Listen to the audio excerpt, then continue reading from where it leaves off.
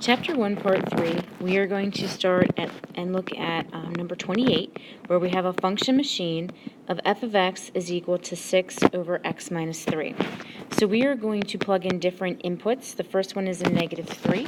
So we're going to take 6 divided by negative 3 minus 3 to get 6 over negative 6, which gives us a negative 1. So f of negative 3 equals negative 1. When our input is a negative 3, our output is going to be a negative 1. Next input is 0.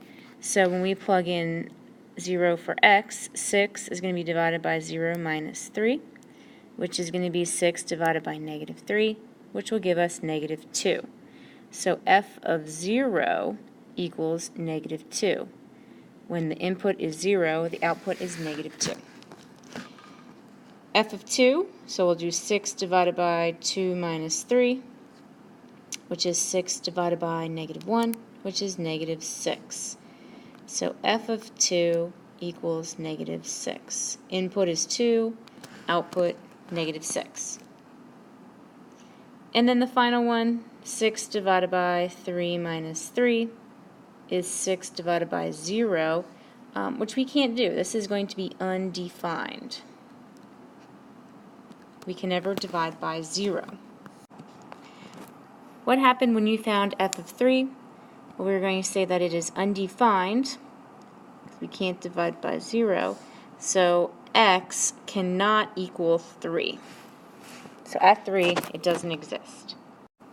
Are there any other inputs that cannot be evaluated by this function? In other words, are there any other values that x cannot be? Explain how you know. The set collection of numbers that can be used for x in a function and still get an output is called the domain of the function. Oops.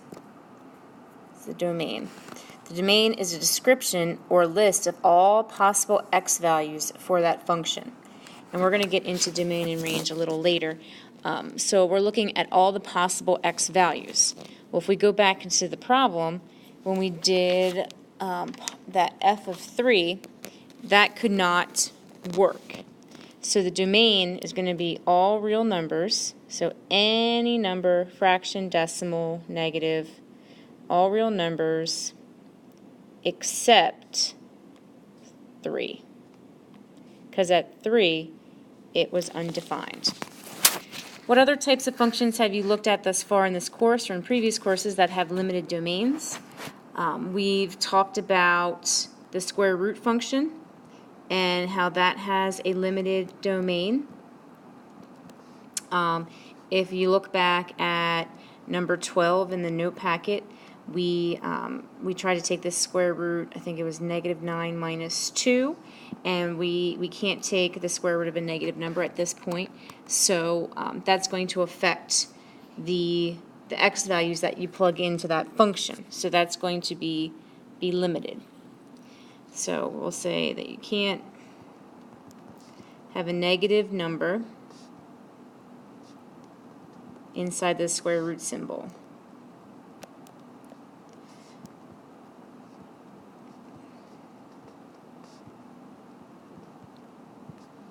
Inside the radical. Number 29, we are going to examine g of x, that is here at the right, and we want to first decide, is it a function? So we're going to do that vertical line test, and no matter where we draw the line, it's going to pass only one time. So we're going to say yes, for every input there is one output. So we know the function, or the graph is a function because it passes the vertical line test. For every input there is one output. So which x values have points on the graph? That is, what is the domain of g of x? So if we take a look at the picture, we are going, if it's your x values, we're starting here at negative 2 and we're ending at 4. But we want to be careful that we don't say, oh, it's negative 2, negative 1, 0, 1, 2, 3, and 4.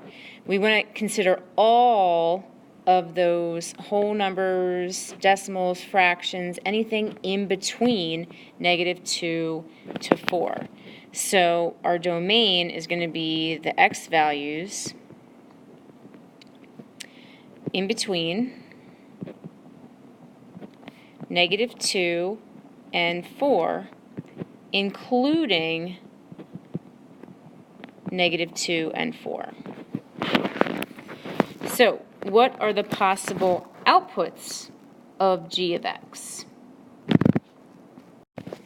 When we're looking for outputs, we're looking at the y values. So, I know it's kind of hard to see because I scribbled on this, but if we look at our first y value, it's going to be here. Oops, did not want to do that.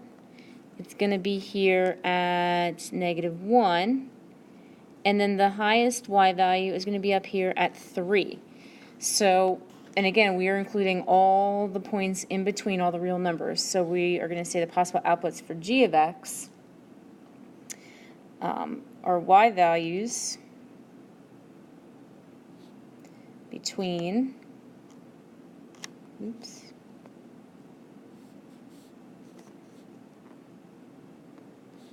-1 and 3, including -1 and 3.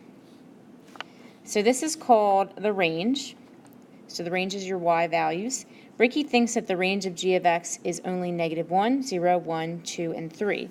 Is he correct? Why or why not? So we talked about this up when we did the x values. Ricky is incorrect because you are forgetting, or he is forgetting about all the numbers in between. So even though, you're not, when you look at the graph, you don't visually see, like on the number line, a half, you still have a point there because the graph is continuous. So he is wrong because he is not including all real numbers. He's just doing whole numbers. What other functions have you worked with previously in this course or previous courses that have limited ranges, and how are they limited? Two examples are the absolute value function and the square root function. Absolute value is limited because we don't get a negative value from an absolute value function. And then same thing with square roots that we saw previously. You can't take the square root of a negative number. So I'm just going to make a note about the negatives, kind of restrict that.